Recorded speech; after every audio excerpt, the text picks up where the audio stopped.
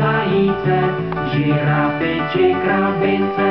To je pěkná měsíce. Můžem bejt i rohože, a to všechno protože vlastníme nakrátko utržené sluchátko. Taky jedno zvířátko. A udělej houpy, houpy, Vítku.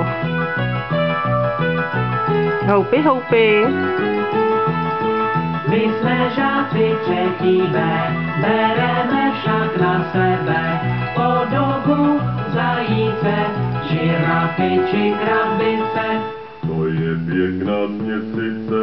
Může být i rohože, a to všechno protože vlastníme nakrátko Tak to nyní ještě. utržené sluchátko.